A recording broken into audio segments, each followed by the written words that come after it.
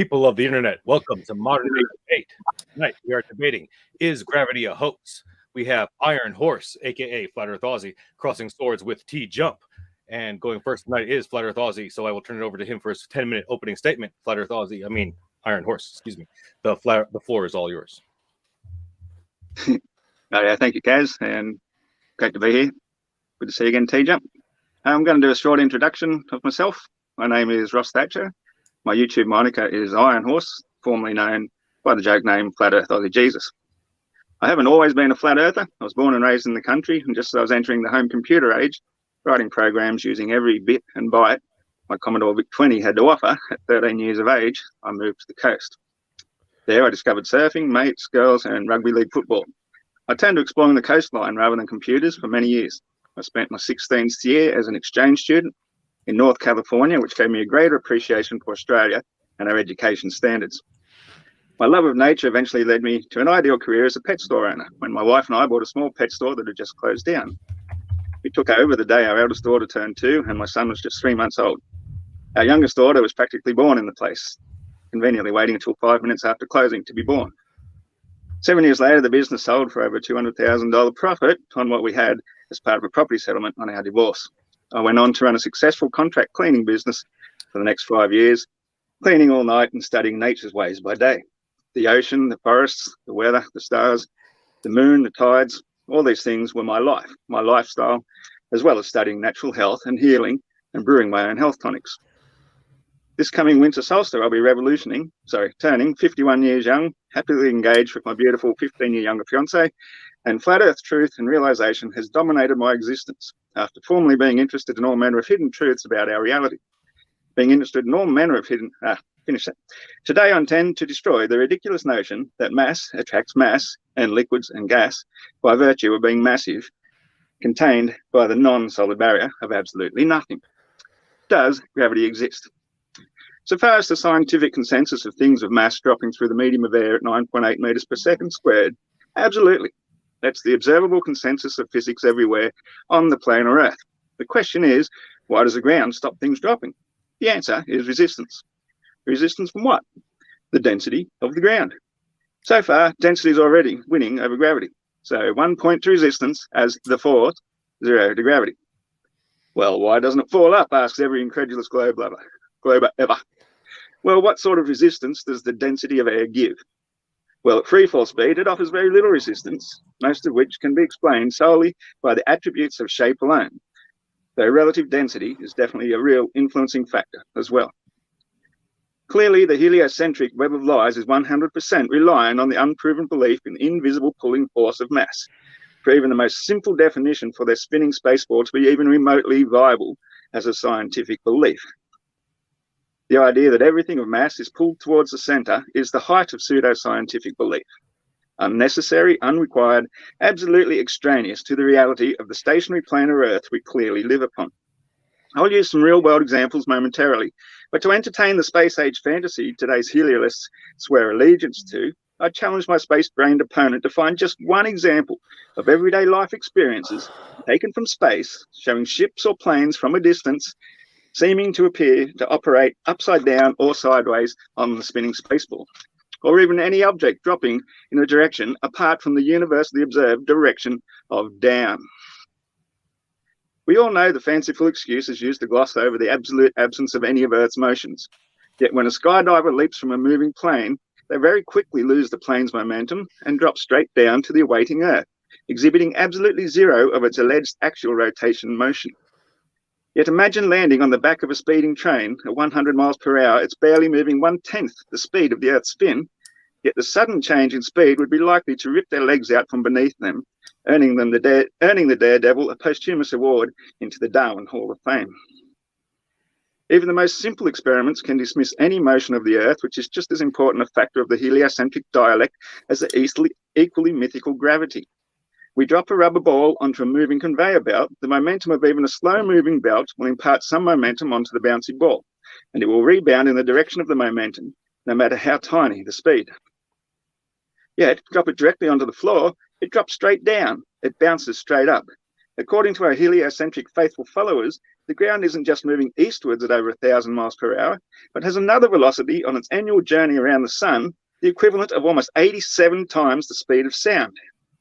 So basically, we're told this invisible pulling force of gravity is pulling the ball inwards towards it with such force that the ball falls sideways 2 different directions, one at max speed of 1.35, the other at Mach 87, all in order to create an optical illusion of dropping straight down and bouncing straight up. But a relatively tiny speed of a treadmill, even moving just 1 mile per hour, 1/776th of the speed of sound, and gravity doesn't know to correct for that? Maybe the stationary planar Earth adherent could be forgiven for thinking Earth isn't moving at all, that there's a universal up and down, and without the need to keep everything clinging to the underneath and sides of a ball spinning through space, that the belief in the theory of gravity is totally extraneous to everyday observable physics. I can give multiple examples how relative density is basically the only relevant requirement now that we've analysed and dismissed all that is absurd about previously believed earthly phenomena. Let's take 3 balls identical in size, a lead shot put, a solid rubber ball, and a ball of styrofoam. Taken and released from a high bridge, the rubber and lead ball will hit the water at the exact same moment. The styrofoam has the same air resistance, yet due to the properties of its density, or more correctly, its air content in its physical makeup, it actually possesses some amount of buoyancy in the medium of air. By comparison, an air-filled balloon would waft down even more slowly. But both the solid balls with no air content drop 9.8 meters per second squared in the medium of air, as they both possess the same air resistance. But now, in water, gravity gets selective. Why? It pulls the lead ball down to the solid bed of the water, but leaves the rubber ball floating on the surface. This is a prime example of relative density and buoyancy. While it might be reasonable to say that the word weight can be substituted in many instances where the word gravity is used, even that would be a gross oversimplification. Even though the very word gravity was originally borrowed from the Latin gravis, which literally translates as weight, it's quite simple to prove that relative density also relies upon the attribute of volume. This thoroughly debunks any last notion of an invisible pulling force of mass attracting mass, which I'll put to rest by retrieving the lead ball from the bottom of the river and weighing it. Exactly 5 kilograms, whatever newtons of pulling force Earth's centre is allegedly exerting on it. I hammer and beat and roll it flat, then shape it into a dish. I weigh it again. Still exactly 5 kilograms, same amount of raw mass. But now when I place it in water, it magically floats. What sort of wizardry can debunk the force of gravity so easily?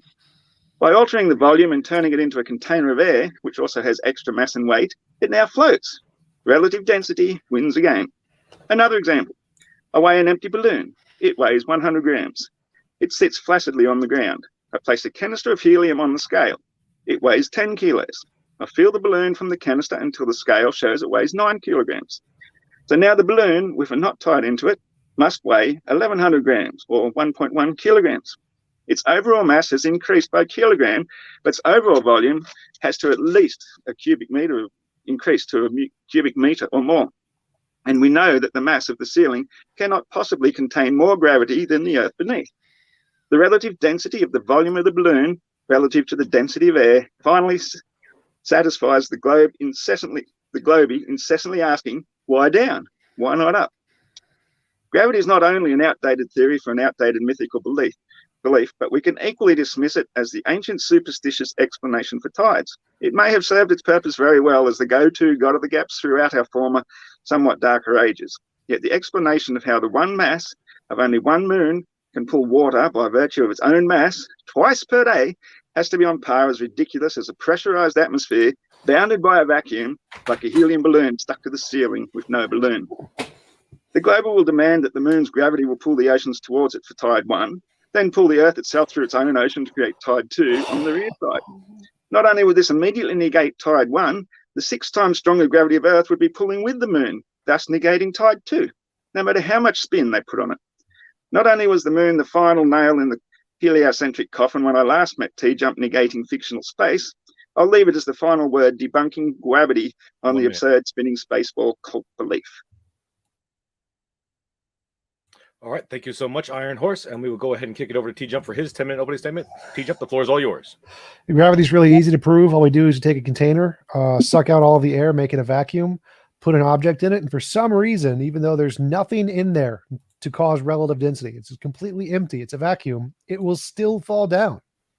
And if you turn the container upside down and put a ball in it, it'll still fall down, which means there has to be some force that isn't relative density that is causing objects to go down and not up. Because if we have a vacuum, there's no relative density, but it's still going down for some reason. That disproves relative density and disproves all of Flat Earth's argument and shows that there must be some force that pull things through a vacuum, and we're going to call that gravity, and it works. Everything else he said is scientifically wrong. The moon does pull water in one direction. If you pull water in one direction in a tub, the water on the other side will come to fill the giant hole that's placed, and that creates a second wave. There you go. That's where you have double different tides, different times of the day, because if there's an absence of water, the rest of the water is going to rush to fill the absence. There you go. Two tides, pretty easy. Yeah, it's not hard to prove that at all. There's also like the Atvos effect. If you are traveling east, you are actually lighter than if you're traveling west because of these effects. So it's not like this is hard stuff. I don't know what Ozzy's confused about. Gravity's proven by vacuums and dropping balls in them. Problem solved. I'll conclude there. All right. Thank you so much, TJump, for your opening statement. And let me just say to everybody in the chat, I want to let you know, especially if it's your first time joining us at Modern Day Debate, that we are a neutral platform hosting debates on science, religion, and politics. And we want you to feel welcome no matter what walk of life you're from. And if you have a question or a comment for one of tonight's debaters, please fire into the old live chat and be sure to tag me at Modern Day Debates. Super chats go to the top of the list. They will get first priority. All we ask is that you please keep it civil, attack the argument and not the person, as insults will not be read. And that goes for the general discourse in the live chat as well. Our invaluable moderators are working tirelessly to elevate the conversation. So please show them and the debaters and each other the respect of not hurling insults and attacks. Our guests are linked in the description below, whether you're listening on YouTube or via the podcast as well. So please, if you like what you're hearing, please check them out. Click on their links and show them some love. Hit the like button if you like what you're hearing. Subscribe so you can hear more juicy debates in the future. And also in the description, there'll be a link to the Aftershow tonight that I'm going to be putting on. I believe Flat Earth Aussie, Iron Horse is going to be joining me, and I think TJump as well for a little bit. And then also, with that, we will kick it into the open discussion for 1 hour. Gentlemen, the floor is all yours. It's your first word. You're muted. I'm sorry. I have him muted, I think. My bad. Go ahead. Yeah, I just want to quickly mention before we go any further, I'm having real trouble hearing this here. Is there any chance you can turn it up on the app that we're doing this through? Because I really struggled to hear TJump through that. I can't control his volume. Do you have a volume button on your phone? Yeah, I've got it turned right up, and it's like only half volume or something. So anyway, I'll work with it. I'll just struggle to listen in to whatever sort of responses you have. You started off with saying a vacuum is a proof of gravity, but you've got it all totally backwards, like usual. Is that the fact is that a vacuum is a complete lack of density. So why would a complete lack of density have more resistance to, say, water or mercury or something that has a lot of resistance? Now, we can float an anvil in mercury, we can float a rubber ball in water, but nothing is going to float in a vacuum. So a vacuum is the absolutely worst example you could have possibly used to counteract relative density. It's the complete, total lack of density. How does density apply a force in one direction or the other? Well, it's not applying a force. The force is resistance. So if it stops something from dropping, then that's the resistant force. If there's no density, there's no resistance, so it drops. Right. So density, if relative density is a resistance, then there has to be something else applying a force to cause it to go down to resist against, right? Well, yeah, if you lifted it up in the first place, if you left it resting on the ground, it's not going to go anywhere. So you pick something up, that's the force. You let it go, the reaction is dropping. If you don't pick it up, it won't react, it won't drop. So density is a resistance. It stops things from falling. Like if it's on the ground, it's resisting it to stop it from falling. If there was nothing there, it would fall, right? If like the ground disappeared, it would just fall. So there has to be a force it's very there. Simple, very basic, very obvious. Right. Something we can observe everywhere. So there has to be a force causing it to go down. Why is it going down in the first place? You didn't listen to a word I just said. There's no force making it go down. there's a lack of a force, nothing resisting it, so that's what it does.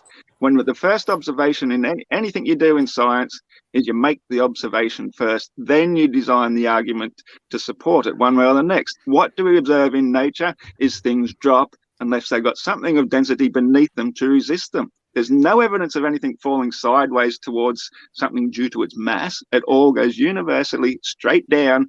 That's physics. First law of it, observation.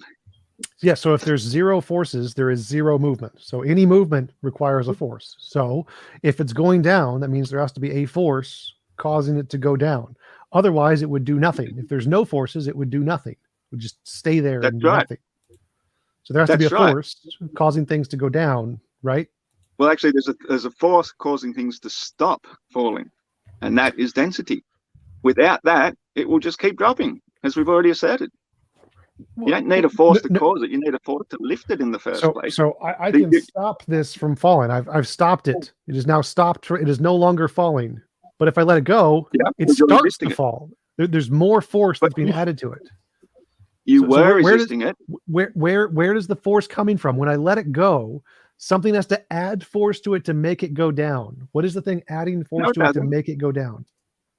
No, you are creating a resistant force with your hand, and you're removing a resistant force. You're not adding another force. You're removing the resistance one. is irrelevant here. I don't care about the resistance. Why does it continue to speed up when I let it go? It goes faster and why does it go faster? If it was, it has to change. It goes from 0 to plus 1 meter per second, 2 meters per second, 3 meters per second. It's speeding up. It's going faster. How is it going faster? What is adding speed to it? By virtue of its own mass and the lack of resistance of the medium of air. As I said, if you dropped it in water, it's not going to drop that speed, is it? Because the water has more density. Ozzy, you need a positive number here. Something needs to add a force to it. You can't just say it automatically adds a force to itself. It can't do that because it could add, if it was only itself, then it would go in no direction. So the reason it's going in one direction, not the other direction, there has to be something there to add a force to the thing to make it go in one direction, not the other direction. The thing itself can't do that. The objects within its own mass can never cause it to go down on its own. It can't do that because all of the masses inside of itself apply equally to every direction. So why does it go down, Ozzy? What force is causing it to go down? Okay. Is it still going down now? No, because it's met a place of resistance. You applied a force to it by lifting it. You applied another force of resistance by holding it, then you remove the resistant force. So physics, because it's a thing of mass, is automatically going to want to drop until it is at a place of resistance. It is not still dropping, is it? Wrong, Ozzy. No. It does not automatically want to drop. Something has to make it want to drop. It doesn't drop automatically, Ozzy. There's no force inside of a cup that makes it want to drop, Ozzy. It doesn't work that way. Mass doesn't automatically want to drop. Yes, there is, because if you left it at rest, it would stay at rest. You applied a force to it, and so that when you apply a force, there's an equal and opposite reaction, and that reaction is dropping. No, Ozzy, there's no for there to be an equal and opposite reaction. Ozzy, if this is an equal and opposite reaction, me holding this, that means there has to be something going up and something going down, Ozzy. What is the thing going down, Ozzy? What is the thing I'm resistance against, its own weight. Weight, Ozzy, it's heavier than air. Its own weight doesn't cause it to go down, because if I put it in a space with no gravity, it'll just sit there. So why is it going down? It's the relative density. If it was a helium balloon, would it go down? No, because it's not more dense than the air. It would go up. Electromagnetism is a different It is such a simple concept that there's no point continuing to argue something if you're going to be that thick about it and you can't get it. Now, try and tell me again about these two types, because I missed that. No. So again, helium balloons, the reason they go up is because there is a more dense thing at the bottom. Density can apply force to an object. If there's a more dense thing, that means there are more molecules that pushes it up. And if there's more molecules at the top, it'll push it down. If there are no molecules, density doesn't push anything. So if they're in a vacuum and there's no molecules and it still goes down, that means there has to be a force to cause it to go down. If there is no force, there is no movement. So if it moves, that means force necessarily. There's no automatic movement. It seems like you're Okay, confused well- about this, and you think that because it moves, it's just automatic. There's nothing causing the movement. It's just magic. The magic of the object causes it to go down. But you said it because yourself. magic. The helium balloon rises. The helium balloon rises because it's less dense than the air, Right. and so it's displacing. The air is displacing Right. the balloon, which causes it to Yes. go up. In the Yes. case of the object that you're dropping, it is displacing the air, so the air is going up, which creates the illusion of the thing going down, which just Right, so happens to why- go down to a place of resistance. So why And there's no in a such thing as a vacuum? vacuum. There's no Why such in thing a as a vacuum vacuum? anyway. Yes, there is. We There's can no create such thing as a vacuums all the vacuum. time. So if we create a vacuum with no particles inside of it and put an object in it, it's not displacing anything. There's no relative density. There is zero density. And why does it still But we fall? can't create a vacuum. We can Again. create close to a vacuum, but there'll always be some amount of density That's there. good enough. If the molecule's literally not touching the top and the bottom, that's zero density. So zero density, object in it, it falls. Why? Why does it fall? It's not displacing anything. Why does it fall? It's displacing something. No, it's not. Something that's what a that's vacuum means. unable Not to resist displacing. it. There's no displacement. It's a near vacuum. You'll never get a total vacuum anyway. I don't, so Aussie, I don't need a total vacuum. I just need bring it enough up. of a vacuum that it's not displacing anything. We can Enough. create vacuums that the particles are so far away that the object isn't displacing anything. So yes, we can create it where there's zero displacement. It's not displacing any particles at all. Still falls. Why does it still fall, Aussie? Because it has mass, and mass That's not an requires answer. resistance. Mass is not a force. To come So to rest. mass doesn't go down. Mass is just is not a force. So But why that's literally does what mass gravity go is. down? Why That's does mass literally go what you're down? saying gravity is. Because that's where things of mass go. We live in a relative density realm. Everything of mass Ozzy, you can't just say naturally goes down. There's a universal down. No, it it never doesn't. falls sideways, does it? Not even in your vacuum. Because No, it it always goes down. Aussie, That Aussie, is you just can't the say first law of mass goes observation down. of any scientific endeavor is to make the observation Aussie, first. you have to and answer the then come up question. to argument. Why does it go down? Just saying it goes down. Yes, obviously it goes down. Why does it go down? Because there's nothing dense enough No, to no, resist Ozzy, it Ozzy, from no. dropping You down. can't. You have to have a positive number here. So if I say, why does something going at a speed of 7 go at a speed of 7? I can't say because nothing is stopping it. No, you have to say there is you're going to initial do force. the opposite though. You're going to assume somebody on the opposite side of the ball, because things aren't dropping down there, they're dropping up. Why are they dropping up?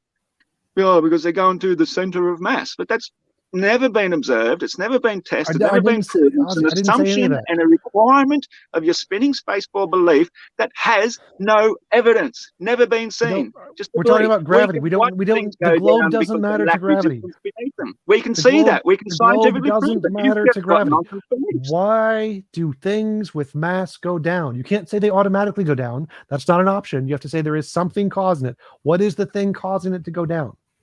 Lack of resistance. That's not a positive number, Asa. You can't say if I ask for what is a positive number, like, there is a hole. What caused the hole, Asa? You can't say because there's no resistance. You have to have a positive force. Basic logic. If you want to have Well, an effect, a hole you have in to what? take a cause. A hole What? in what? What are you talking about? What hole? This You is use an force analogy, to make a Ozzy. hole, This like is- a this is an shovel or analogy. something, but If there is a thing, a positive event that occurs in reality, you can't say it occurs because nothing stopped it. Something must have caused it because it wasn't always occurring. So if it can't be always occurring, something must have predated it to cause it to occur. So what caused it to occur, Ozzy? It can't have been falling forever, Ozzy. So why does mass fall? no, that's right. The Newton's law says for every action, there's an equal and opposite reaction. So if you don't perform a force in the first place, like picking it up, then it won't drop. If you pick it up and you leave it somewhere where there's nothing to resist it, it drops. It's really, really straightforward stuff. You don't need extraneous forces to describe it. It is just the reaction to the initial force that you placed upon it.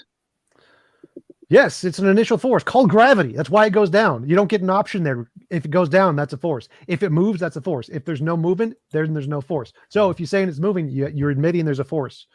So you lose. If you think it's falling, Yeah, well, that's right. that's If a you force. throw something up in the air, it No, goes no, up, no, doesn't wrong it? force, Aussie. If something Force. goes down, if That's anything a is going positive down force. at all, if anything is ever being pulled down for any reason, that's a force, Aussie. You lose.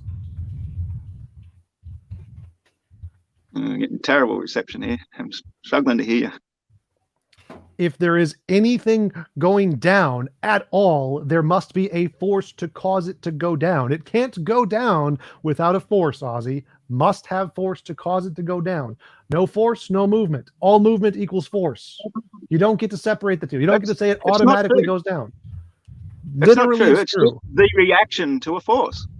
No, Ozzy. If there's no If I force, no punch a movement. hole in the wall, are you going to say that the wall crumpling then is gravity because it made a hole in the wall?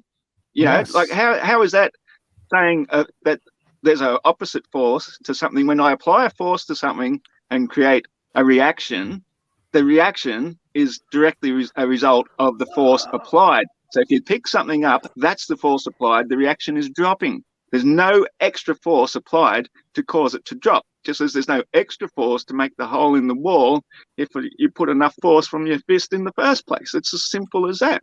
Whatever force you apply, there will be an equal and opposite reaction. I already debunked your nonsense there, Aussie. If an object is moving, that's a force. There has to be a force to cause the movement. So if an object is falling for any reason ever, there is a force causing the falling. Resistance doesn't cause the falling, Aussie. No, throwing it up in the air in the first place did. No. It's just a reaction. It's just a natural reaction to applying a force.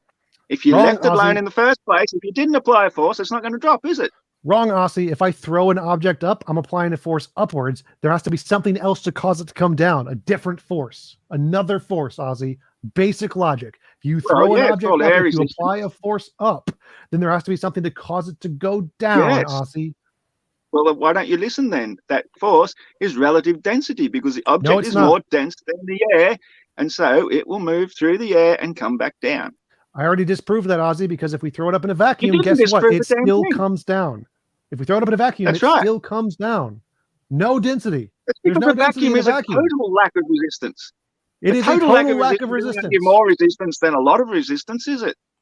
What? Yeah, it's really straightforward. If it's a vacuum, nothing is pushing it down. There is no relative density to push it down in a vacuum. That's right. Exist. That's so right. Nothing's pushing it down. Can't go down without a force. It's got its own mass. That's right. Gravity and it's more exists. dense than the surrounding medium of nothing. It's more dense than the surrounding medium of nothing. That's why it will come down until resisted by something of sufficient density to resist it, and it comes to rest. No, Ozzy. If there's no density on the top and there's no density on the bottom, nothing. It's not going to push it up and it's not going to push it down. Basic logic here, Ozzy. For density to work, it has to be more dense on one side and less dense on the other side. It can't move anything if it's equally dense on both sides. If you have something equally dense on both sides, it will not move. That's how density works. You understand how density works, right? Does your vacuum chamber have dense walls? Does your vacuum chamber have dense walls? Does it have a floor and a ceiling? Density. The walls are not a gas. They don't apply but the walls and floors exist.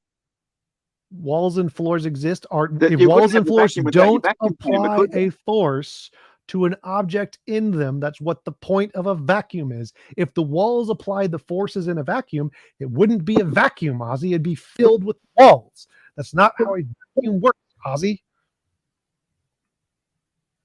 So the universe without walls, being a giant vacuum, how do we have an atmosphere on Earth? Gravity and electromagnetism, the forces that pull things together. Yes. So gravity is electromagnetism now, and it pulls on air.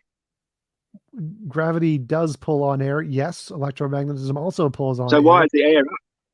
Why is the air up then? Why isn't it all on the ground? Because electromagnetism causes the bigger things to be pulled together harder.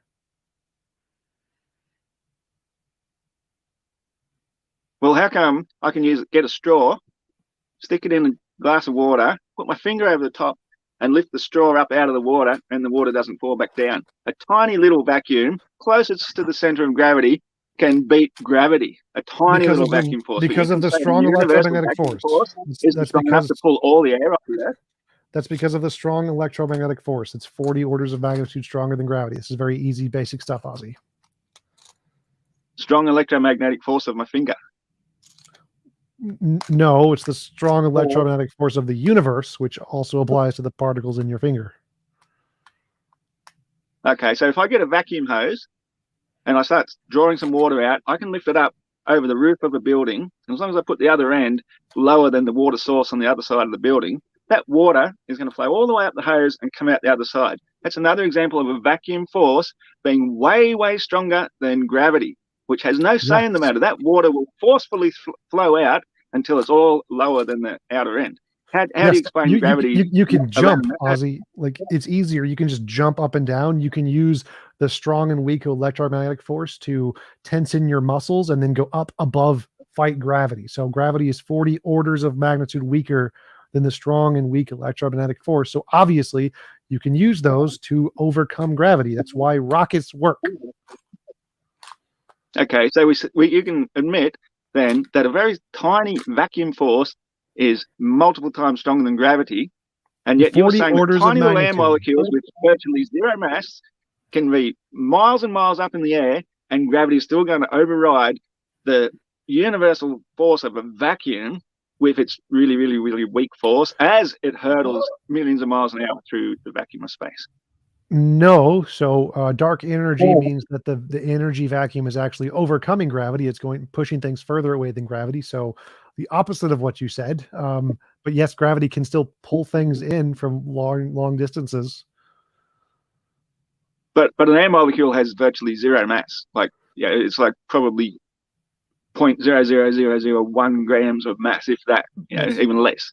So if gravity is a force of attraction, an electromagnetic attraction to something that's virtually non-existent, then how the heck can we be hurtling through a vacuum of space and still have an atmosphere? Because vacuums don't apply forces, so vacuums wouldn't push anything away.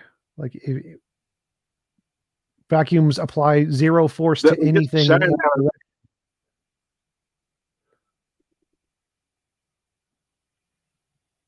I don't know if I'm breaking up to you, but you're breaking up a lot to me. I'm struggling to hear what you're saying here. Vacuums don't apply a force, so traveling through a vacuum wouldn't cause the air molecules to move away. Gravity does apply a force, so it causes things to pull together. And so the non-force of a vacuum would not stop air from being pulled by the actual force of gravity. But we've just demonstrated how easily a tiny vacuum force can overcome gravity where gravity's strongest. There is no vacuum force. Say now that where gravity's weakest, it gets even stronger again than a vacuum, which is massive force, as opposed to the tiny little one of a simple siphon hose. There's no vacuum force. What vacuum force are you talking about? There is no vacuum force. In a siphon is a vacuum force. You've removed the air from it, and so you've got the water molecules flowing through a closed pipe or hose, and you can lift it up as much as 8 stories over a building. And the water will flow because water's so strongly wanting to seek its level. And as long as you don't get any air bubbles in that hose, then gravity has no say in the matter. If you take it up too high, I think about 18 stories, the water will even start to boil because water needs pressure. So it's not a vacuum. Without the pressure of a natural pressurized environment, your little gravity is weak, it does nothing, and it cannot hold an atmosphere to a ball spinning through a vacuum of space. So when you put your finger on a straw and hold up water, the vacuum is doing nothing. There is no vacuum force. It is the air around the straw that is pushing the water. There is no vacuum force. So if space is a vacuum, it applies zero force. There's no force that applies at all. The thing that does apply a force is the particles, the density that you're talking about. That applies a force, but it stops at the vacuum. When there's a vacuum, it stops applying a force. There is no longer applying a force once you get to the vacuum. So it's not a problem that we're in space covered with particles and the particles hold themselves together and are pulled by gravity, because they can only push out where the edge of the particles are. Because when the particles stop and there's vacuum, they can no longer push anything. They're not able to push anymore because they can only push as far as they're touching one another.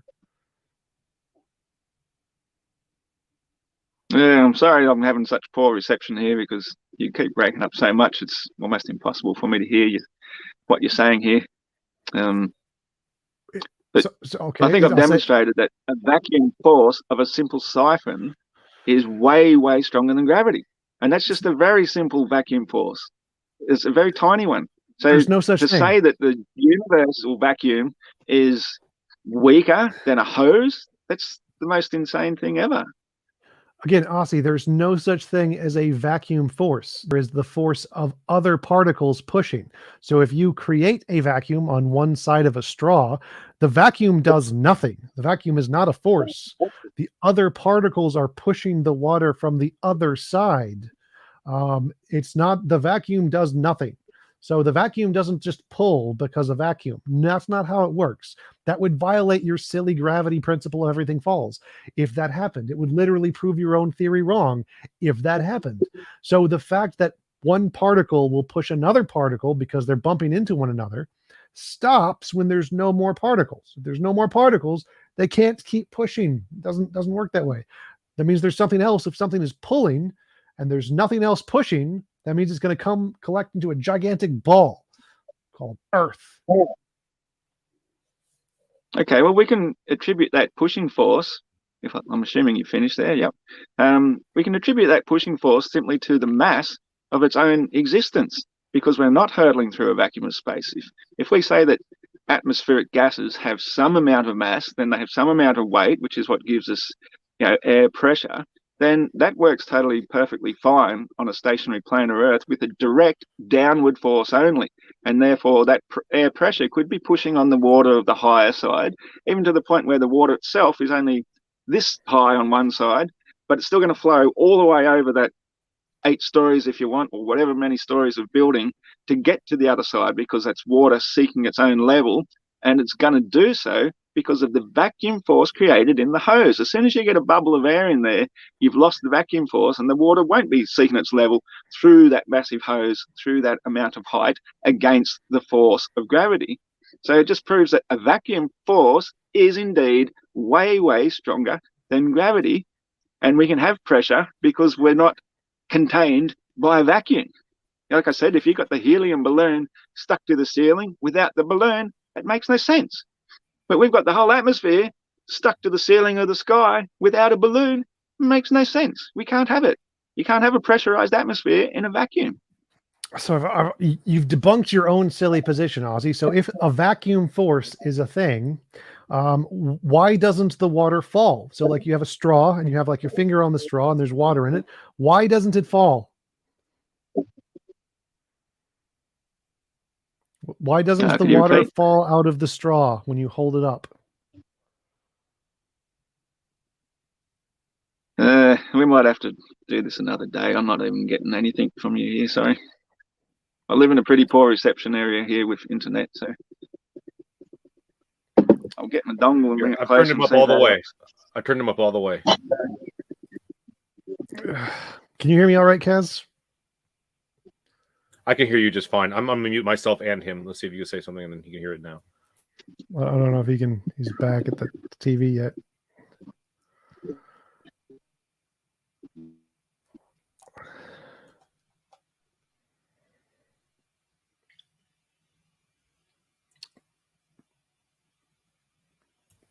See if you can hear you now. Ozzy, can you hear Kaz all right? Can you hear me okay? He's frozen. Yeah, he is. Frozen as hell. Ladies and gentlemen, just letting you know that we are having some technical difficulties at the moment with Iron Horse, so hopefully he'll be back in a moment. If not, I don't know what we'll do. I guess we'll just read the super chats that are for TJump and go from there. In any event, I want to let you know that both of our guests are linked in the description, along with Aftershow if that happens. And also want to let you know that super chats will go to the top of the list. And please tag me at Modern Day Debates. Attack the argument and not the person. Insults will not be read. I don't know what I should do. Maybe I should kick him out and then see if he can come back in. Ozzy, can you hear me? God damn. Leave and come back. I'm going to try to kick him out and see if he can come back in. I think he's already been kicked out. Maybe. But his computer probably just doesn't recognize it. But I think it should be okay to insult James. I think that should be totally okay. Send super chats to make fun of James. Oh, man. Well, I wouldn't do that today. Not this week. Maybe next month. It's a good point. Yeah. He's not sending me an email or anything. Let's see. We'll give him a few more minutes. I don't know. You want to? He's not here to defend himself. Anything going on for you in the future? Oh, here he is. He's back. Maybe. Are you there, Iron Horse? Somebody else is here, also named Iron Horse. Probably double joined. Yeah. TJump is about to get double teamed by 2 Flat Earth Aussies. So this is going to be a bloodbath, ladies and gentlemen. Okay. I don't know. Yep. I hear you. I hear something. I'm back again. I hear you. Yes, you're back. Ah, cool. Testing. Can you hear us now? Yeah, it actually sound a little bit louder too. This is much better. Okay. Yeah. Cool. So you were talking about the vacuum power, the vacuum energy. So let's say you have a straw, it's full of water, and you're holding it up with your finger. Now, if stuff automatically falls like you think it does, why doesn't the water fall out of the straw? Because you've created a vacuum force to prevent it, haven't you? That's the power of a vacuum, and it's only a tiny little vacuum. The gravity has no say in it. So The according vacuum's to on the gravity, top, right? The vacuum's on the top of the straw, right? well, it's at the top end, yeah. And what's on the bottom end? Yeah, your water. Yes, and the air below the water, right? Well, yes, Okay, so why is the water not falling through the air? because gravity doesn't exist. It's a myth. You've got a vacuum force holding it up. It doesn't matter if gravity exists. Something has to stop it from falling. Why is it not falling? Something has to like hold it up from the force of bottom. the vacuum held by your finger. As soon as you release that vacuum force, it does drop, doesn't it? So there's no gravity involved. There's a vacuum force overriding any possible hope or thought of any amount of gravity whatsoever. So It the shows vacuum that at the the vacuum top. is a force. So the vacuum at the top of the straw is touching the water at the bottom of the straw? It's what's holding it in, because the water itself, being a fluid, has no air passing through it, and so it creates its own vacuum force itself. That's one of the properties of fluids. What? That makes absolutely no sense. So we have a vacuum at the top and the vacuum touches the water, but the water is different. It's not a vacuum. The water is not a vacuum. And then below the water is the air. Now, the way a classical rational person thinks is that the air on the outside of the straw is pushing up against the water, holding it in the straw. The vacuum is doing none of that. The vacuum is just there, and then the water is pushing up against the vacuum, and then the air is holding the water. So air is anti-gravity now. It's holding water up. Is that why clouds?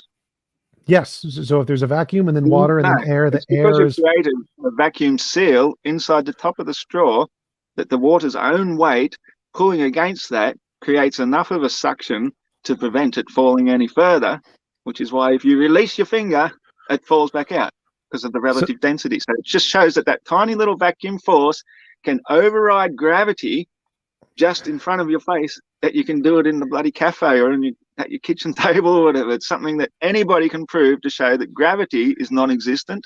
It's not needed to explain the observations of pressure gradients, vacuum forces, and fluid dynamics. So how does the vacuum at the top of the straw reach down to the bottom of the straw where there isn't a vacuum? It doesn't. The water creates its own plug. It pulls against the top of your finger where it can no longer create the air to allow it to pass out. And so that little vacuum force that it creates holds itself in. So the vacuum somehow makes the water magnetic so it attracts itself? Is that what you're saying?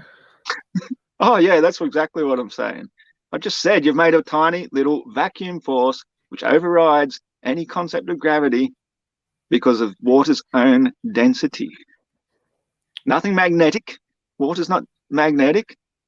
In fact, if anything, it's diamagnetic. In fact, everything is diamagnetic, which I'd love to see if you could ever get around to addressing the tides and how gravity can pull trillions of tons of water around for 2 tides a day. I addressed that before. It pulls half of it, and the first half creates a big hole, and the water tries to fill the big hole, and that's how to have a second one. It's pretty easy. So like if you create a wave, the big hole creates a big bulge.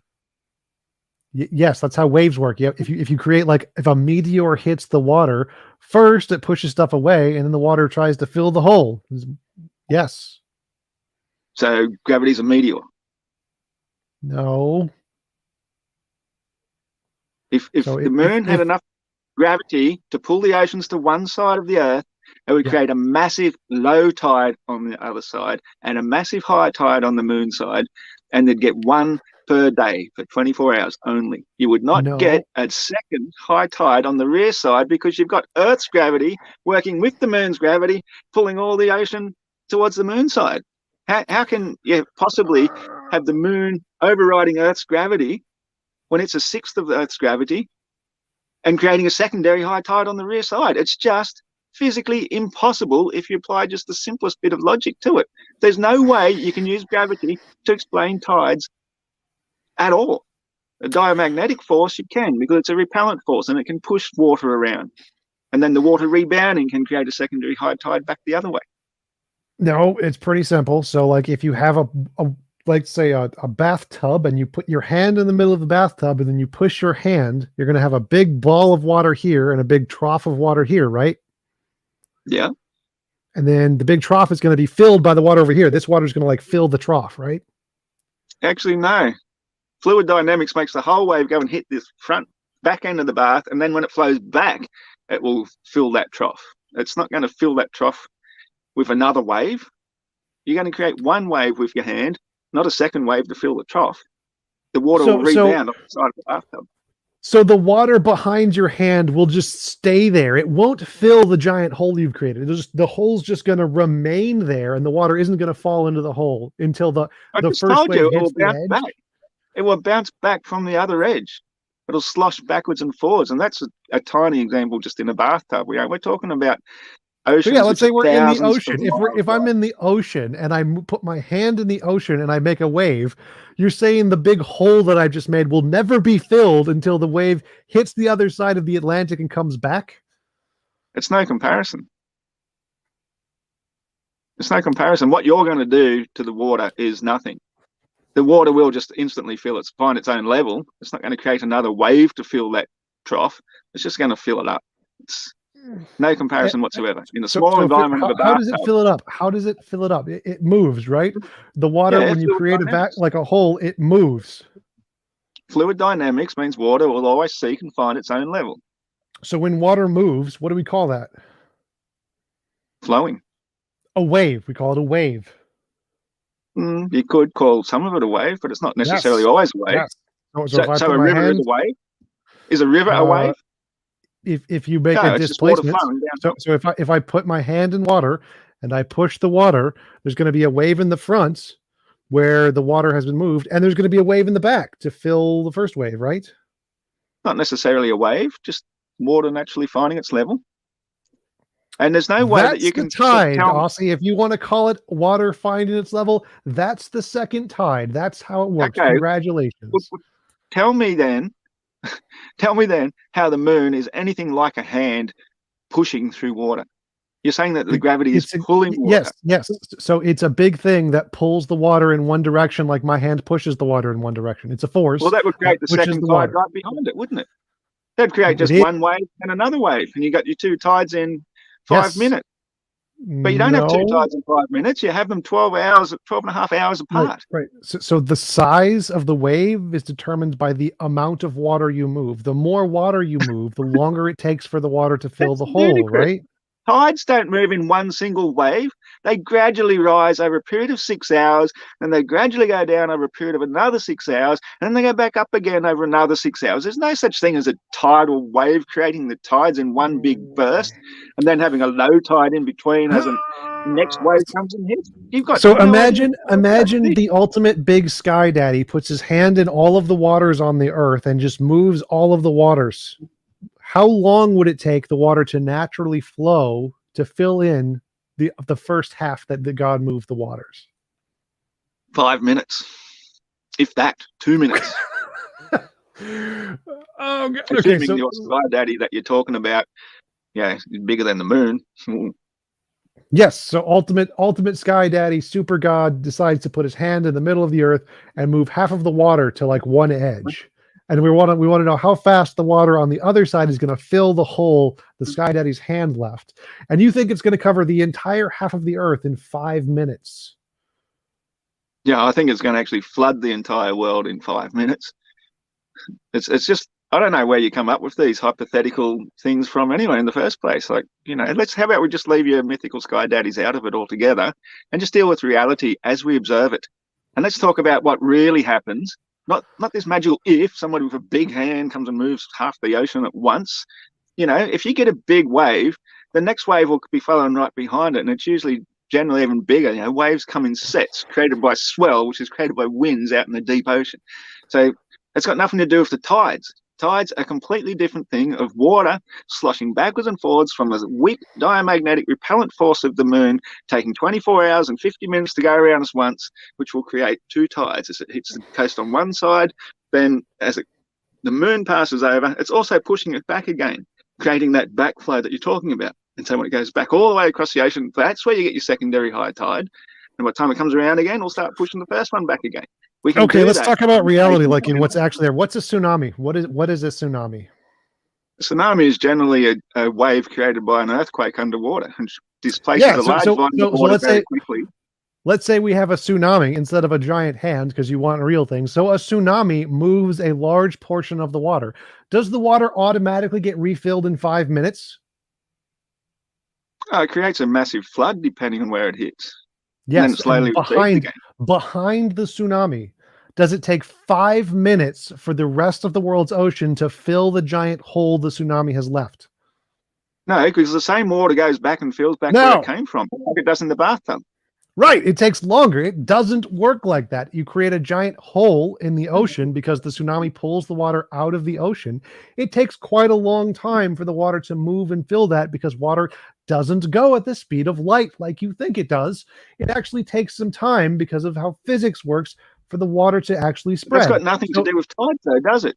Yes, that's got a physical effect of something happening to displace a large amount of water very quickly, and then that water receding is nothing like a tide. So comparing tsunamis with big thing, tide, first half, we get 2 of every day. It's no comparison. The first half of what you said, we have a thing that displaces a large amount of water. That's called the moon and gravity. So it displaces a large amount of water in one direction, and it keeps going. It doesn't stop. Like tsunamis stop, and then the water goes back. But if it kept going, just imagine a tsunami that continued to go and continued to pull the water all the way across. There's going to be one wave where the tsunami is, where it has a large, big ball of water that it's brought, and then it's going to have a big empty space where it brought the water from, and then there's going to be a wave behind that is coming to fill in all of the empty space the tsunami left. So if there's this one gigantic tsunami that doesn't stop and it continues to pull water all the way around the world and goes in one clockwise direction around the world, there's going to be 2 waves. There's going to be one at the tsunami, and there's going to be a second one filling in the hole the tsunami left. You have 2 waves, right? Well, there's a huge problem with that, because first of all, we've got continents. About 30% of the Earth is covered with continents, and that stops the water from flowing in a wave. Even if it's a tsunami might be compared to an extra large tide momentarily in some places, but it's still going to flow back the way it came. It's not going to be filled in by another wave coming, because if it kept on going, we wouldn't have land masses. Land masses are measurably above sea level, and that's what stops everything from getting flooded all the time. If you were looking at it on your globe, then everywhere is below the curvature of this massive mountain of ocean in the middle of 2 continents, and so they'd be below sea level. It's just simple observable logics. You have to bring in gravity to make the impossible possible. And that's why the globe is such a ridiculous concept, because without it, we can explain everything in physics without gravity. We can explain it all. We don't need it. But without it, your globe is dead. It's gone. It's nothing. It's ridiculous. You wouldn't even have water in a universe, in a universal vacuum. There would be no pressure, because it'd just boil. You put water into a vacuum chamber, what does it do? It boils. Okay, so let's say when a tsunami forms, it's going to go to land, but so there's America is here, tsunami's here, and then there are some ships over here. What happens to these ships? Do they get pulled in towards the tsunami? If they're in deep water, they just go up and over. The tsunami passes straight under it. No. So tsunami's going towards America, and they're on the other side. So they're behind the tsunami. Do they get pulled in towards the tsunami while the tsunami is moving towards America? No, that's not how waves work in deep water. So the tsunami takes a large amount of water and moves it, creating a deficit, less water here. And the ships right next to them, they don't like move. It doesn't like pull them because there's more water moving towards the land. I don't know if you listened to my introduction where I mentioned how I've spent years and years surfing. And so as a surfer, I learned a lot about the way waves work in the ocean. The wave itself doesn't really even exist, except there's a ripple in the water. It passes from one part of the water to another. So it moves, but the water remains where it is. So if there's a boat sitting there, well, the wave goes under it and keeps on going. It's only when they reach shallow water that they start to pick up extra water and start to then break, which creates, the waves that surfers are looking for. But in the deep ocean, that's not how waves work at all. They basically, for all intents and purposes, don't exist, except that they ripple. But the water that it passes through stays where it was. So it's not really moving like the tsunami you say it is. It's only when it reaches shallow water that the fluid dynamics then pick up surrounding water and pick up speed and momentum, and then it can create the disaster that it creates. So it does that. So it does that.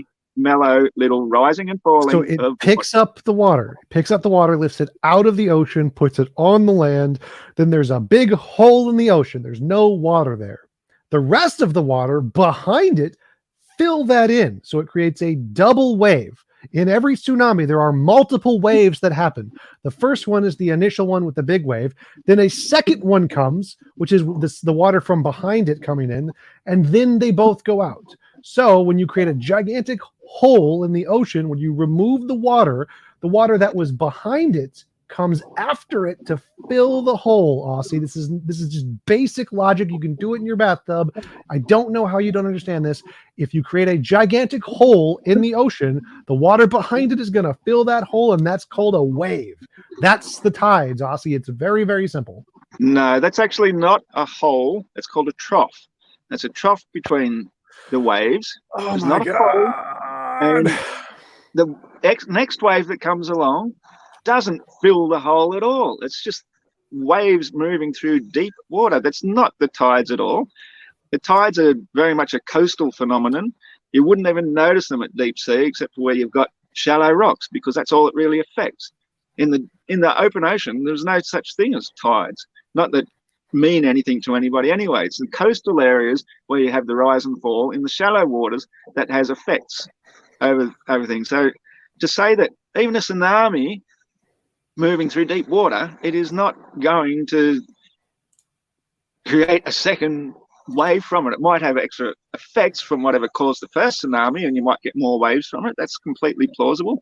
Most of these waves do move in sets, but they certainly do not create holes, and they certainly do not try and fill the hole. You've just got a trough between waves, and all the waves will move constant distance apart from one another until reaching the shallow water, where they build up the momentum and do all the damage.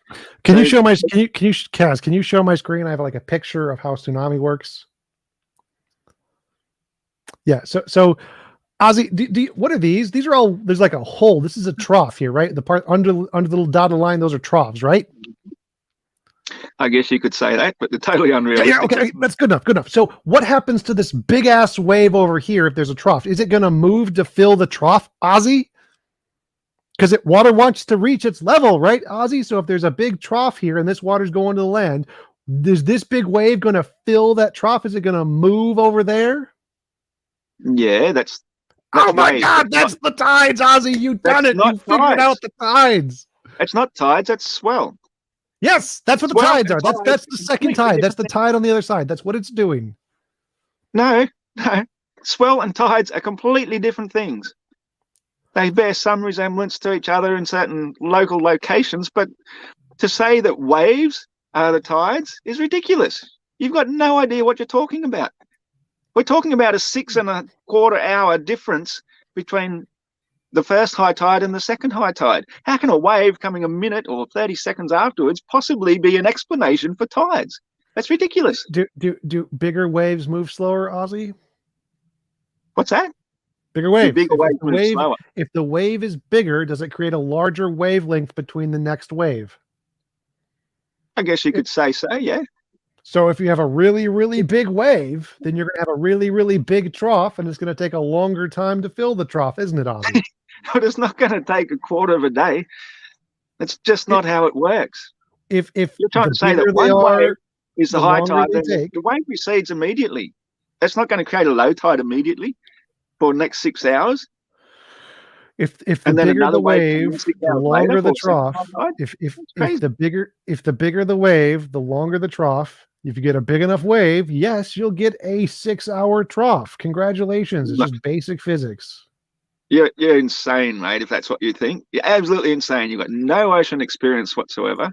You've probably never ridden a surfboard in your life. You've got no idea how waves work, no idea how tides work. I've spent years of my life, decades, observing tides. I've watched a high tide creeping up across dry sand as the moon is far into the east, still approaching. This is the major high tide of the day because the secondary high tide doesn't wet the dry sand. It only comes up a certain amount of period up the dry sand, or that's already been saturated. So when you've got water creeping up the unsaturated sand, that's the major high tide of the day, and that's with the moon hours away. It's not going to be 4 or 5 hours until it's overhead, by which stage that tide is already receding and on its way well out again. So it cannot be the moon pulling it from hours away to the east when it's obviously repelling it and pushing it forwards in front of it, and by the time it's overhead, it's nearly low tide.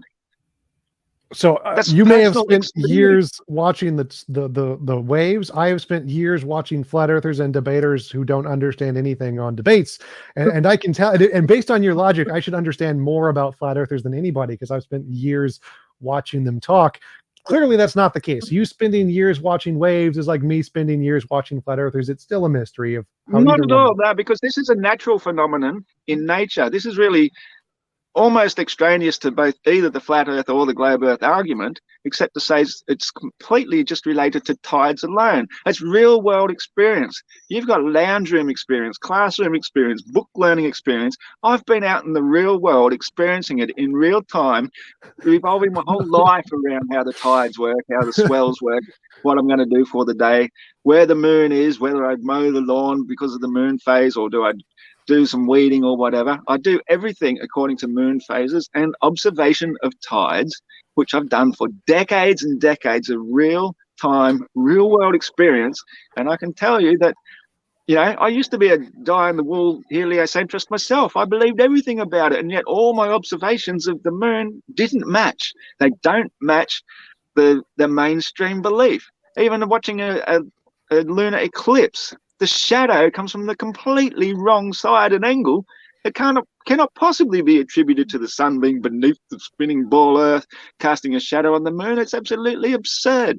There's everything about heliocentrism that I've seen firsthand is why I'm a flat earther. Not because I've been sitting watching stuff and debates, you know, on YouTube all the time, but because I've got real world, real life experience, decades of it, out in reality. And so I know what I'm talking about. And I know everyone has that version of tides caused by the pull of the moon is impossible. It cannot everyone who's older than 24 has decades of experience in reality. That's just basic logic. And obviously it's a natural phenomenon in nature. Clearly that's the case. Flurfs are also a natural phenomenon. There's nothing supernatural about them. Literally nothing you said makes sense. I'm ready to go to the Q&A. All right. Are you ready to go to Iron Horse? Yeah, that's fine. All right. Ladies and gentlemen, we do have some room for super chat still. So if you do have a question for one of tonight's debaters, go ahead and send a super chat still. We do have room for that at this time. And I'll go ahead and let the timer run down for the open discussion before I switch to the Q&A timer, just to let that happen. And we'll go ahead and start that now. So, our first question comes in from Space is a Lie for $5. They say, just because you don't fall off the planet living in Australia does not mean Earth is flat. I think that's for you, Flat Earth Aussie. Did you hear me? Well, that's right, because when we live on a stationary planet Earth, we have a universal up and down, and you can't fall off anything when all the solid stuff's beneath you. Gotcha. Thank you so much. Oh yeah, I want to let you know, everybody in the chat, that to hit the like button, hit the subscribe button for more debates. Our debaters are linked in the description below. So if you like what you heard tonight and you want to hear more from either of them, please don't forget to check out their links, because we do appreciate them. They are the lifeblood of this channel. And again, there will be a after show tonight. So if you want to hear more from either of them tonight, I believe they will both be joining us for that in the after show. That is also linked in the description.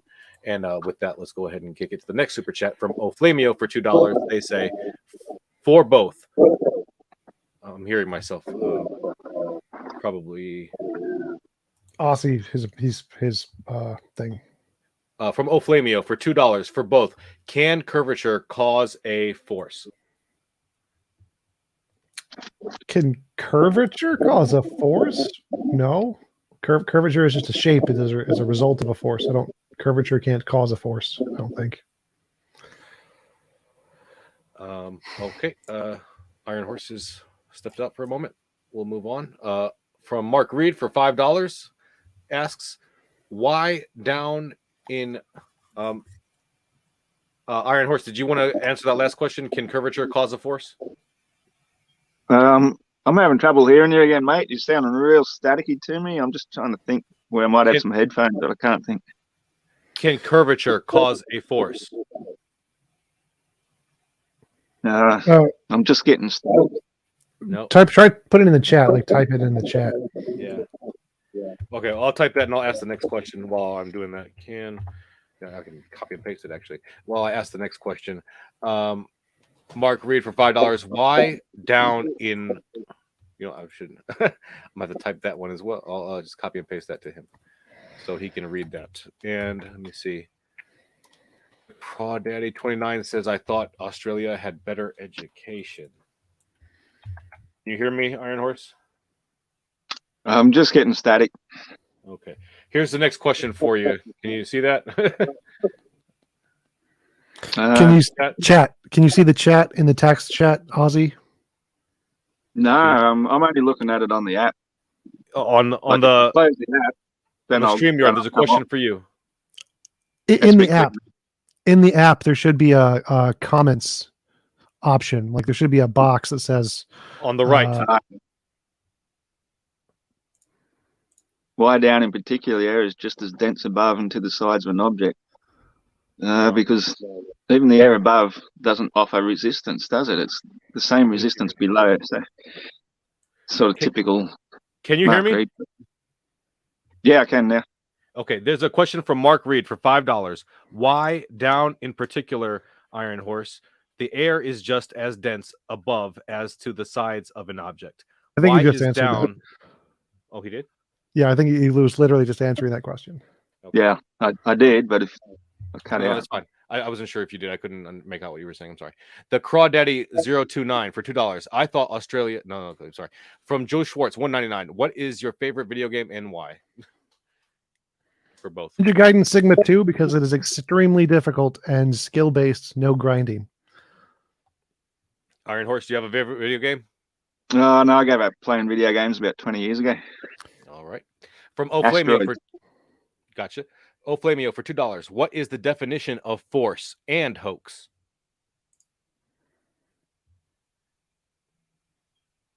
Who's that for? I think that's for you. What is the definition of force?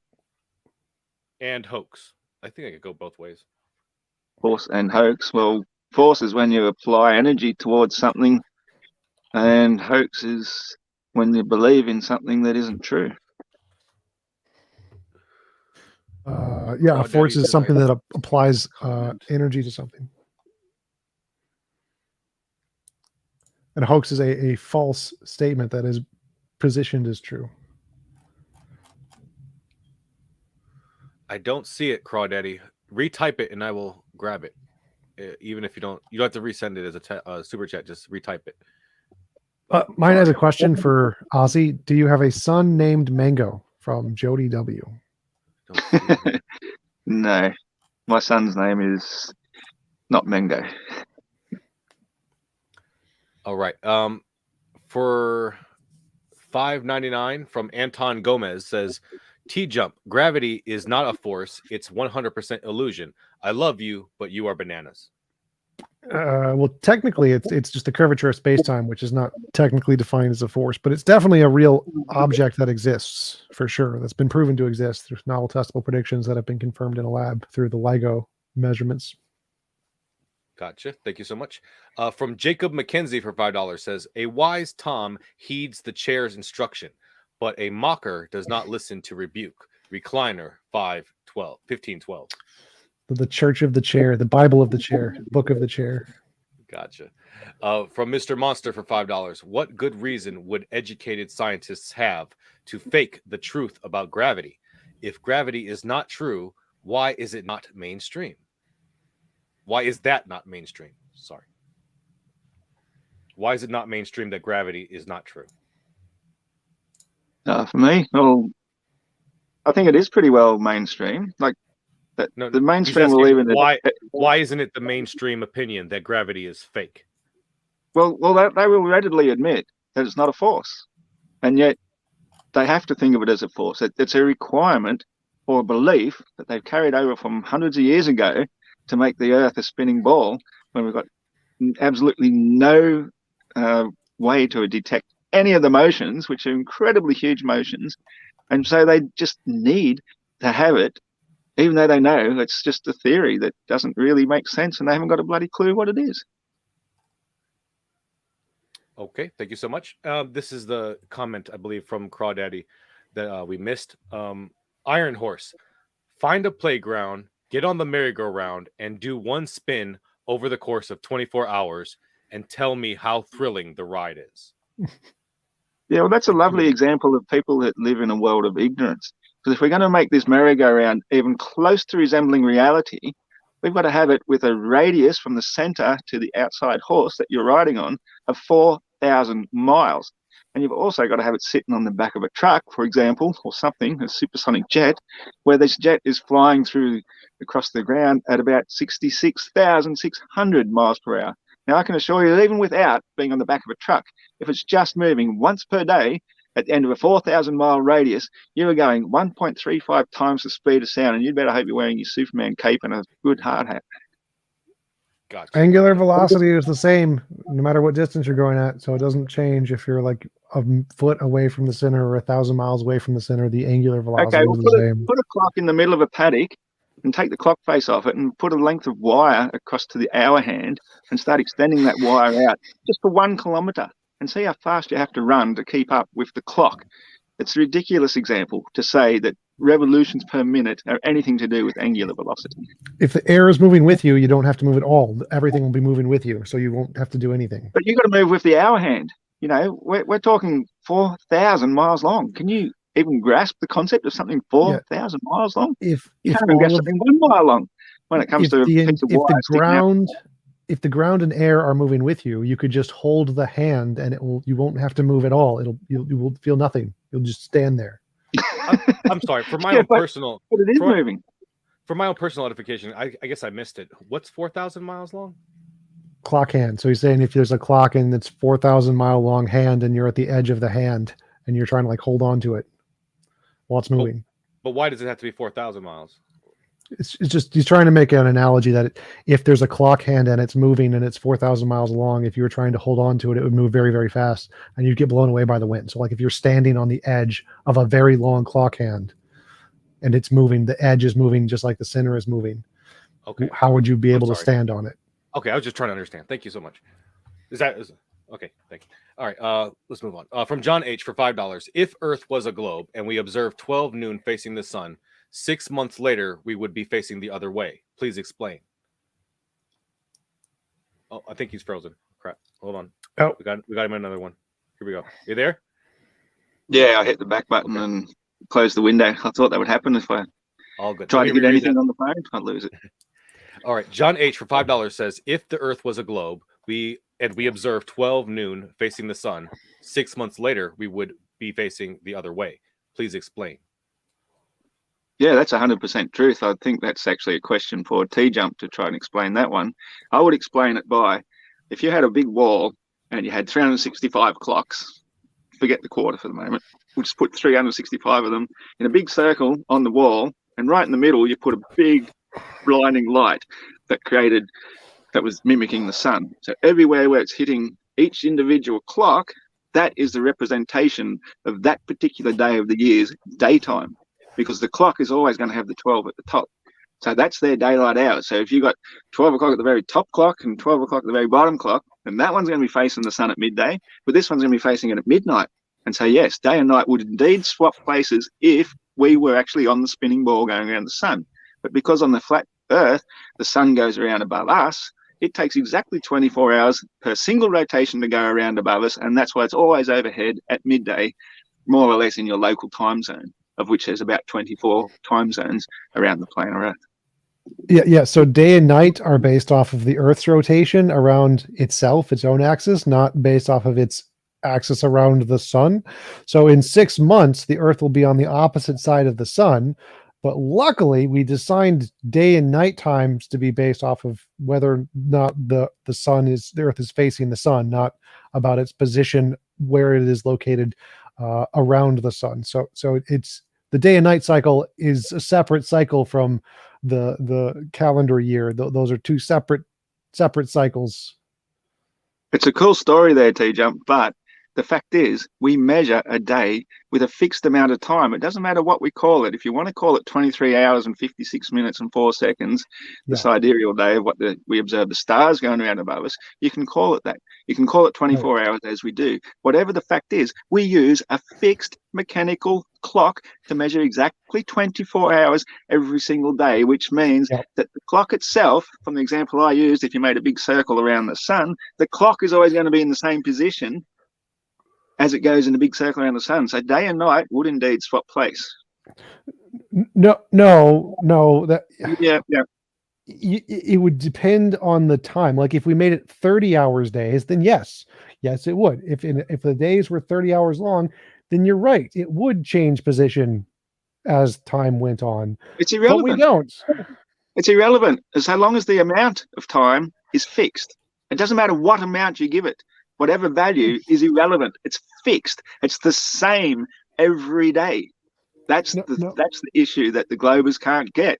They just say, oh, it's 23 hours, 56 minutes and a little bit, and that way it keeps the sun. We don't have to adjust our clocks, but we don't adjust our clocks. The clock is the fixed amount of time regardless of what you call it. Just being fixed. So like if we have a ball and we're moving the ball around a light bulb, the faster we move the ball, the slower the ball has to be spinning for a day. So like imagine if the ball wasn't spinning at all, it was just like fixed, moved around. Then one rotation around the sun would also be 1 day. So like if the ball did not in any way rotate, it was just going around the sun in a fixed position, then the 1 year and the 1 day time would be exactly the same. But if we start changing those times, then we can have a daytime that is a certain number of days per year. You can count those. And then we have two different measurements now. So we can make them separate numbers. Yes, and we've got 365.25 rotations of the ball to create 1 year. Yeah. But each one of those rotations is exactly one rotation of exactly 24 hours. No, that's why we have leap years. No, we have leap years because of the quarter day. And because it takes that extra quarter for the stars to align, and we like to keep our solstices and equinoxes on the same day every year. What is the sun? The sun is a star, bro. Oh, well, you can think of it like a star, but it's not a star. It's literally a star. Shall we move on, gentlemen? Sure. Okay. From Neon Soul for 5 pounds or euros for Iron Horse. Why things fall in a vacuum instead of floating? By your logic, the resistance should be the same from all sides. That's totally illogical. There's no resistance in a vacuum. Zero amount of resistance. If you made a non-vacuum and you made I don't know, everything the same density as the Yes. vacuum? Like a molecule of gas will not float in a vacuum because it's not a vacuum anymore the minute you put a molecule of gas in there. So it's a ridiculous thing to think that non-resistance is going to create buoyancy. You need density to create buoyancy, not lack of density. It gives nothing. If there's a vacuum on all four sides have equal resistance, right? 0, 0, 0, 0, 0, 0. They're all the same. They're all 0. Right? Right. So if you have a vacuum, all the sides have equal density, 0. It's equal density on everywhere. Well, in that case, you'd have to be assuming a universal sized vacuum with nothing else in it, and in which case you wouldn't know you're moving even if you were. So that works, yeah, you are floating. Because that was the question. The question chamber has floors and walls, and it's a chamber. There is a down. How does the chamber add a force in a vacuum? Because it's the place of resistance.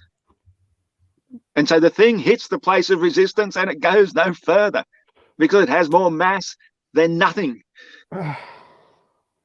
Okay.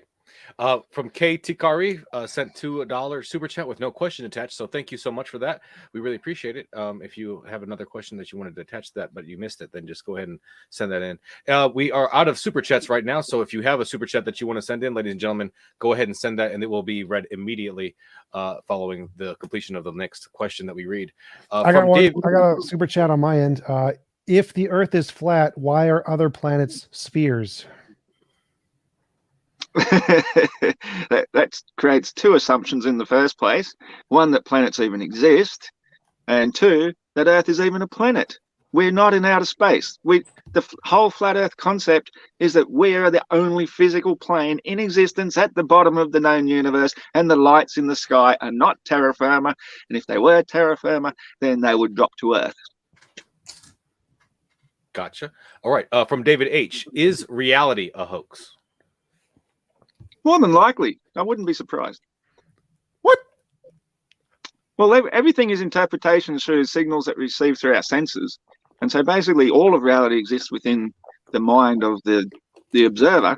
So technically, without an observer, reality doesn't even exist. So at the moment, there's currently about 8 billion different versions of the human universe at this stage, and probably trillions and trillions of other versions of the universe from the perspective of other living conscious organisms. But technically, everything is within. Gotcha. From Extra J at Iron Horse, why don't meteorites fall back up? Yes, we've never seen a meteorite fall up, and to be honest, I'm a bit dubious about whether they even come from outer space. Like, I haven't seen any evidence for them. Most of the times, if we do find shrapnel or something from something, it's usually something we can explain from Earth-based material. And obviously, on a physical planar Earth at the bottom of the known universe, there is only one universal down, and anything of mass is going to go that direction. We never actually see meteorites going up from the horizon, for example, assuming they exist. What about the gigantic holes that we see? Gigantic holes? Well, from meteorites. That could be explained by a number of other things. A giant open-cut mine, for example, back in the day when we still had all this lost technology of things that we can no longer build today. We see all sorts of examples of things that exist now we've got no answer for, especially ancient buildings and whatnot, even the pyramids. Gotcha. From Victor Halleck for $5 for Iron Horse. What is the difference between density and gravity? Well, gravity is a pseudo force saying that the attraction of mass comes from things of density, whereas we just say things of density are what creates matter, and matter and combined with volume gives something weight, and weight relative to its environment determines whether it goes up or down. So density and buoyancy is just pure simple physics. Gravity is a pseudo belief that says things of mass attract one another regardless of direction. Gotcha. From Paul Anker, all TJump has done is assume a force. He has not explained why it exists. Okay, it's the curvature of space-time manifold. It is the fact that objects in space bend space and cause things to fall towards them. That's why it exists. Gotcha. From Daryl Frost says, sorry, TJump. Tides are not water movement, and waves do not transport water. The water stays still, but the wave moves. Literally, waves are water movement. Yes, they do move. That is a thing. It's why they go on land. The water, if the water didn't move, they couldn't end up on land. Gotcha. From Mark Reed says, oh, so what causes the waves? Does he, that's Iron Horse, think that some divine being is doing it? Well, I guess in a way, since heliocentrism is all based on sun worship, then obviously the sun is God in the heliocentric belief, and so technically that is a divine being, and it is the force from the heat and motion of the sun moving around us once every 24 hours that creates the weather, and it's the weather that creates the waves and the swell. So in a sense, I guess you could say it's a great divine being doing it. Gotcha. Kevin says, I don't have any money, but what shampoo does Iron Horse use for his beard? LOL. Yeah. I just squeeze shampoo. It out every morning and it's clean again. Roger that. From Say Montreal says, please ask TJump which gravity was he referring to, Newtonian or Einsteinian, and if he knows, both are wrong. General and special relativity was Einsteinian gravity. It's not wrong.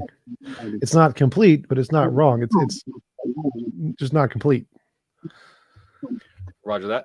From East Fremantle says, question, why are we taller when we wake up and shorter when we go to bed at night?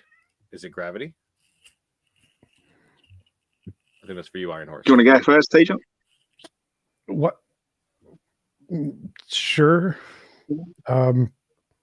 Because our body gets compressed, I guess, from standing weight.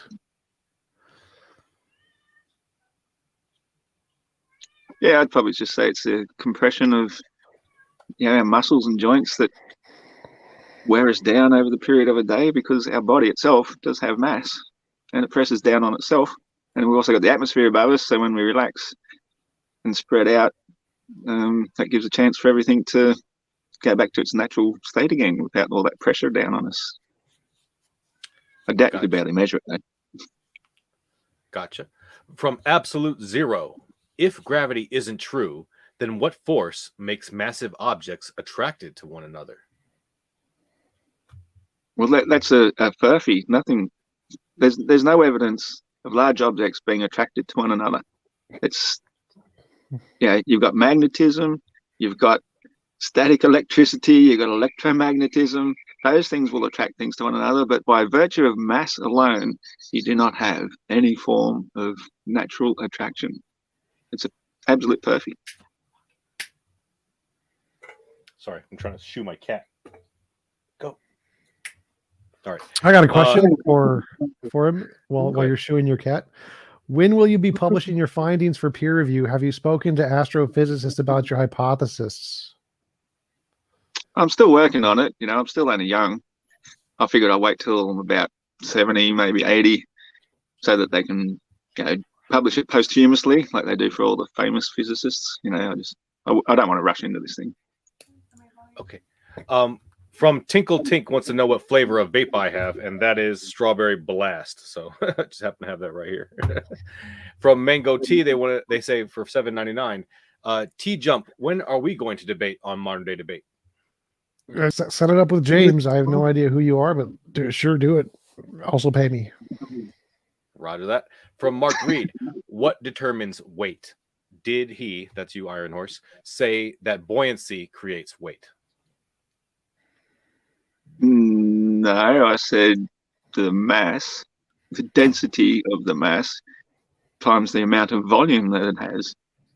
So you can have something very small, but it can be very dense, so it will weigh quite a lot more than something that's very large that isn't very dense, and it won't have nearly as much weight. So it's the overall density per volume that determines weight. No invisible pulling forces required. Density determines weight. Density is basically, well, the density of the medium is what determines the resistance. So, for example, you might be able to weigh yourself in the medium of air and be a certain weight, but if you put that same scale into water, then that density of medium is going to make you appear to be a lot lighter. But you yourself are still at the same mass, the same density, same volume. You are still the same weight. The ability to weigh something doesn't necessarily determine what its true weight actually is. What is light weigh? What is lightweight? Yeah. Or what does light weigh? Yes. I would say it doesn't weigh anything. That's why it's called light. So why doesn't it go up? Because if relative density is a thing and light weighs nothing, then all light should go up, right? No, it's just there. It's not a thing of mass. It's an electrovibration of the atmosphere of causing photons to glow of the molecules of particular gases and stuff. It's a whole other subject that we could enter into another day if you'd like to discuss that one next. Why doesn't light go up? Okay. And then from Mark Reed, oh no, I said just read that one. From Travis Statham says to Iron Horse, if the Bible said the Earth was a planet and gravity was real, would you then believe it? Not necessarily. I'd treat the Bible like any other historical book and see what relevance it has to the observations that we can make today. If the observations they made 2,000 years ago match what we can make today, then I'll say, yeah, that's quite relevant. But if it says something that I can turn around and prove with many, many examples, especially because we have modern photography and digital cameras and things we can send up very high these days, I'd turn around and say, well, no, the Bible is probably wrong. Because I don't treat the Bible as anything special compared to any other historical book. It can have relevance in many cases. It could be useful for many people. It might have good philosophy in it. But when it comes to physical sciences, I think I'd turn around to do what we can do today with today's technology. Gotcha. Roger that. From Mango Tea for $7.99, they say, gravity exists. Otherwise, you wouldn't be able to sleep with your wife and have babies. Without gravity existing, you are entirely incorrect. So people in the space station can't make babies? Correct. That it is impossible because their blood flow stops them from being able to get erect. You can't have sex in space, unfortunately. Really? I did not. Huh. I've never heard that. That's crazy. But isn't Earth in space? It's close enough to a very large gravitational force that allows our bodies to function, called the Earth. So we can get it up despite gravity. Cool. Because of gravity. Thanks to gravity. Only because of gravity. All right. From David Acid D, Punch Drunk for 5 euros, I think, or maybe pounds. If Iron Horse can spend the rest of the stream with one leg held up showing no movement downwards, I will believe gravity doesn't exist. What's it worth to you? Yeah. I don't think that's going to be happening because we know that muscular strength. No takers, David. Just turn your camera upside down, point at your leg. There you go. Problem Send a solved. bigger super chat next time. All right. From Neon Soul for 5 says, let's try again. If we hold a glass with water in it, why isn't the water going up? The air on top is less dense than the glass below and to the sides. Exactly. The air is less dense. So something more dense passes through, displaces the less dense thing until finding a place of resistance, which is the glass, because it's more dense than the water. If the water is more dense than the glass, it would pass through the glass. But glass is pretty strong. So that's when it comes to solids, most solids are dense enough to resist something else of density. Unless you hit it with a lot of force, like a fire hose. Roger that. From Victor Halleck for $5 says, Iron Horse, what leading flat earth thinkers do you recommend following and or books to read? What leading flat earth what? Flat earth thinkers. Should we follow? Or what books should we read? I think you should think for yourself. Look into as much as you can find. I personally like having Globebusters 24/7 on in the background. Because they're always promoting a lot of variety of different YouTube users. So you will see a great deal of people that you wouldn't otherwise be able to find. So I definitely recommend them. And personally, I haven't read any good Flat Earth books. I'm sure there's plenty of them, but yes, I don't have a reading list. That makes me think of a juicy question. Is there any Flat Earth thinkers that you would definitely not recommend we listen to?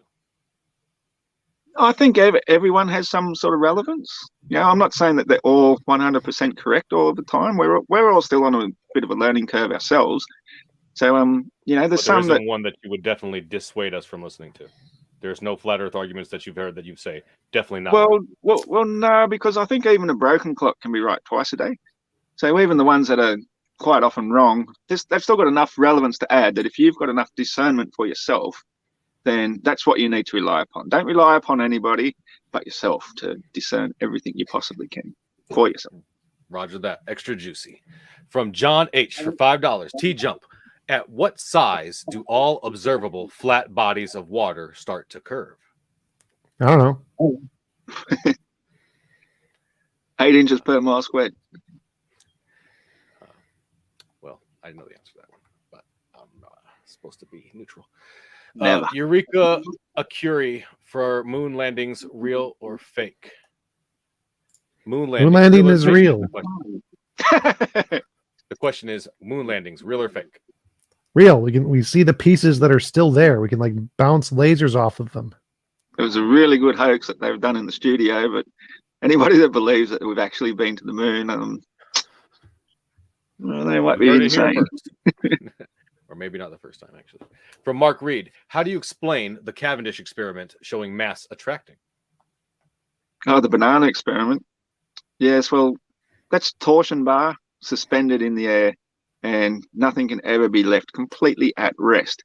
And so eventually those balls are going to come to rest somewhere against something, and because you put other big balls in the way, that's where they're going to come to rest at. You've also got the other factor of static electricity because you're using balls, and so you've also got air rotating around them all the time, so it's eventually going to build up some amount of static electricity that's going to pull them towards one another, potentially.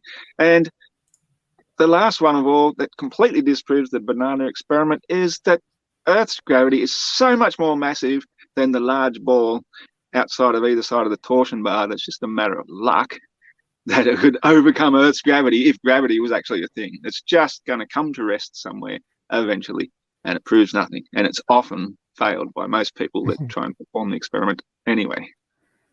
Roger that. From Mark Twain, wants me to show my cat, I think, but my cats are put away right now. I think I'll try to pull them out for the after show, but they're put away right now, so sorry. From Travis Statham says to Iron Horse, so you're saying you're actually an atheist? No, I would never call myself an atheist. I definitely believe in higher beings of all sorts. I wouldn't say that there's just a special God that, there obviously has to be an initial source of everything, but I think our ability to comprehend what that could possibly be is beyond our ability to even try to think about. But definitely not an atheist. I believe in higher powers all around us, and many of which we would probably call, if we had met one, we'd probably think of that as God, but it's probably just a messenger, an angel or something. Gotcha. Well, that brings us to the end of our super chats and all of our questions. Let me double check to make sure nobody else sent anything else. The last couple seconds. Looks like no. Okay. Well, that will wrap us up for tonight. Ladies and gentlemen, I want to say thank you to all the moderators in the chat for keeping the discourse elevated. Thank you to James for creating this platform. Thank you to everybody in the audience for watching, and everybody who sent super chats and questions. Thank you to everybody else. Thank you to the debaters. You guys are the lifeblood of the show. Thank you for participating and keeping the discussion lively. So once again, to everybody, like the video if you liked it, share it if you want to spread it, and subscribe. We have many more debates coming your way. Our speakers are linked below. Check them out. Do it now. Check out the after show in a little bit, about 10-15 minutes or so. Thank you, everyone. Have a great night. And remember to keep sifting out the reasonable from the unreasonable. You guys all have a great night. Goodbye. Cheers.